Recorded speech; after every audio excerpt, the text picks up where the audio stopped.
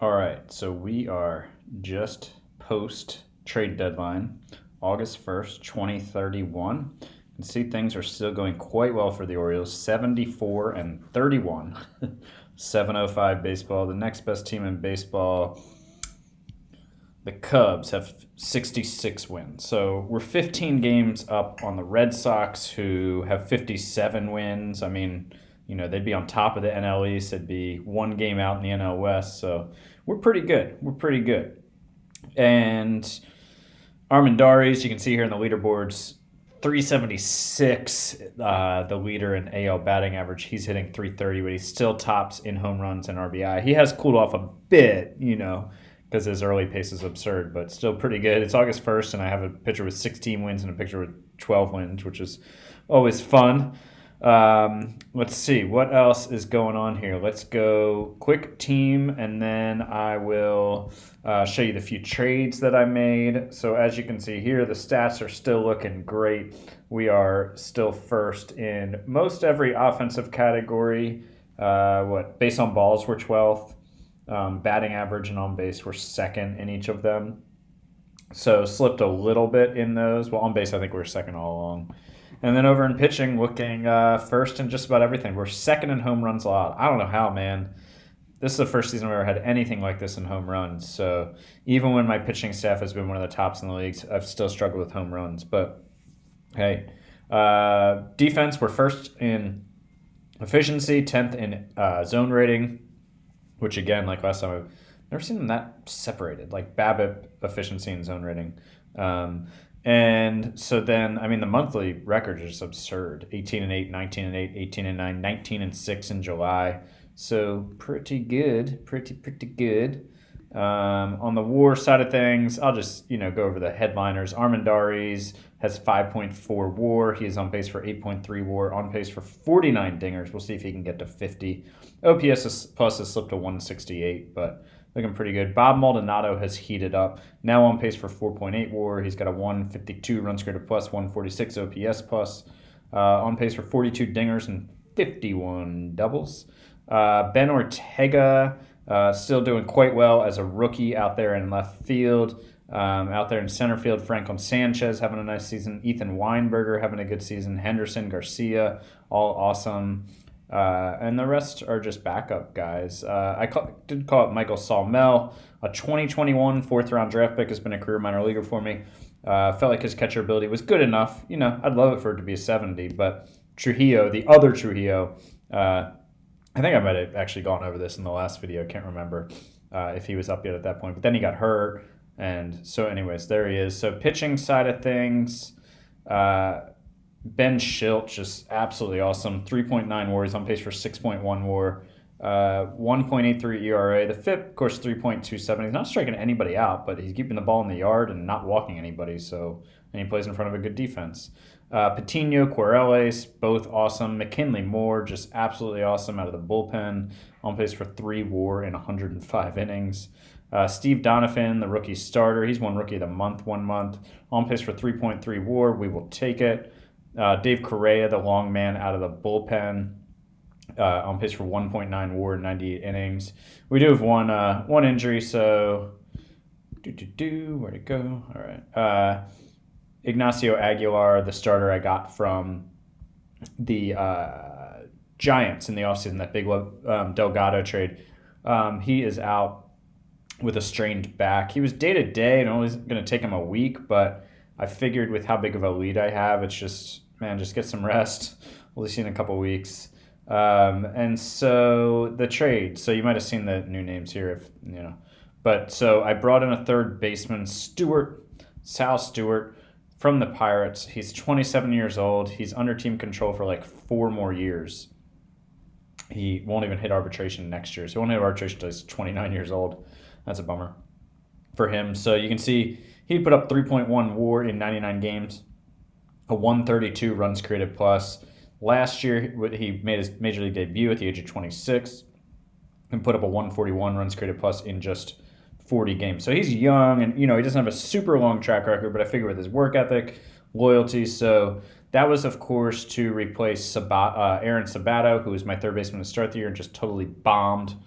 and I ended up moving him out for a couple prospects. He was my third baseman who was just a complete monster for me last year. But in the last year of his deal, and he was just terrible. Angelette had actually taken over as second baseman, and then Garcia had slid over to third. But so now Angelette can go back into the utility role, which he's much better suited for because his bat just hasn't been good enough at the major league level yet. But he's great as a utility guy. Why did that do that? And so yeah, that's kind of the story on who I brought in on offense. Guess it would help just to tell you what I gave up, eh? So he's a first round pick in 2024, didn't sign, went to college, was a first round pick in 2027. And then was traded from the Cubs to the Pirates, and now here he's in the Orioles. Who did I give up? So, I mean, I gave up some decent pieces, nothing huge, but Chad Holloway was a guy who I was ready to give Major League time to here in the second half. I see him as like a corner outfielder, right fielder. I tried to get it converted to first base, but he just couldn't get himself together. Played him like a half a season there in AAA, but you can see his power is elite. And in the minor leagues, you know, he hit 35 home runs in 118 games in 2030. And then this year had 15 home runs in 79 games. He's 26. He's out of options after this year. And I just have so many good outfielders. Like, you know, I've got two of my top 100 prospects coming are outfielders. I've already got a couple of the best outfielders in the league. I was just able to give him up. You know, I was planning to use him as a bench bat in the second half because I got his left field rating up to a 45. It was too low. But I was going to put him as my fifth outfielder, but more value here in this trade. And then Ben Maddock, who, let me see, when did I draft him? I drafted Ben Maddock in the 5th round of the 2028 draft, and I jotted it down here. Let me see. He was my 16th best prospect, which I have the 3rd best system in baseball, so he's probably much higher up in the Pirates' top prospects. So, but he was in Delmarva. He was playing well. He's a really good fielder, and he looks like he could have an okay enough bat. But, you know, definitely not a guy that I'm going to hesitate to trade to improve my major league team when I'm in a win now mode. And then Javi Ogaz is a guy that so many teams wanted because of this 70 catcher ability. But I don't know if he's going to hit well enough.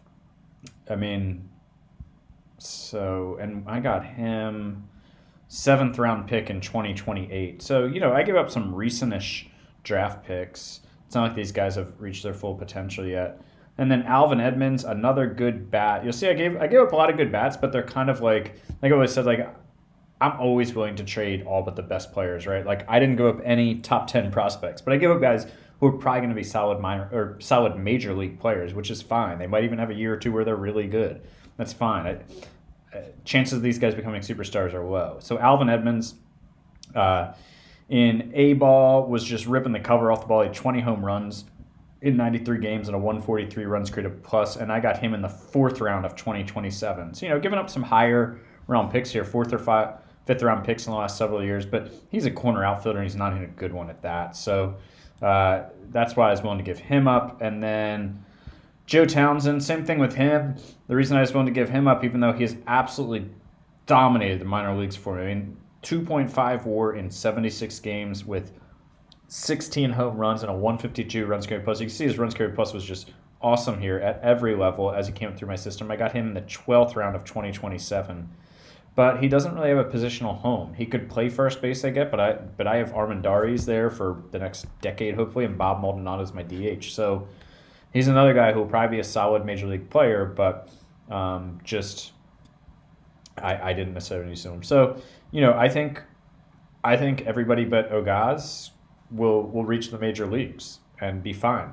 But I was definitely willing to give up Sal Stewart. And like I said, then I moved out Sabato for a couple prospects to a different team and ate like half his contract for the rest of this year. And then pitching side of things, I brought back an old friend, Christopher Sanchez, who I traded for at the trade deadline this year.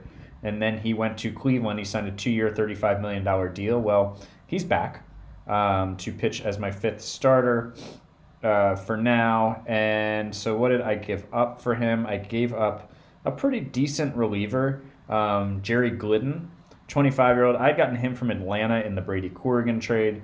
He put up 2.1 WAR for me last year in Norfolk. I mean, he's clearly ready for the major leagues, but I just have other my bullpen's been so good this year, and I have other young arms who are starter slash relievers who are capable of starting, and I value those guys way more. So they kind of pass Glidden on the depth chart. So, he would have been a useful piece in my bullpen over the next couple of years with his option years, but there was no need to hold up a deal. And so the Spiders ate 40% of the deal. So next year I'm only on the hook for 40% or 60% of the $17.6 million. We'll see if I even bring him back. I might try to ship him out. But what that does is, one, with Aguilar out for a little bit, for 15 days, and then maybe, it might be close to like 25 days by the time he gets a couple of rehab starts in.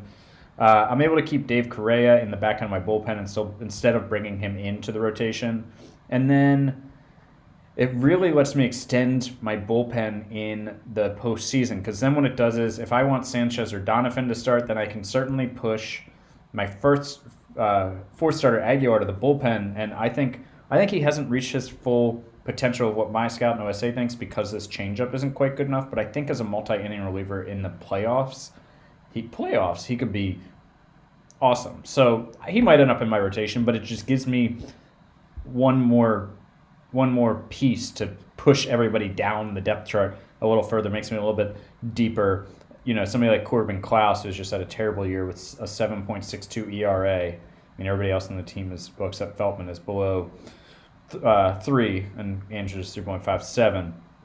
So it allows me to do that. Just kind of makes the whole team deeper, and allows me to keep Correa in his spot there, and gives me more options, flexibility in the postseason. That's where things stand with the team. Pretty good. You can see our run differential, by the way, is 232. The next best team is 118, the Cubs. So, that's all for the O's for now. 74-31 on August 1st, and looking to make a deep postseason run. Hopefully this will be the year, but probably not.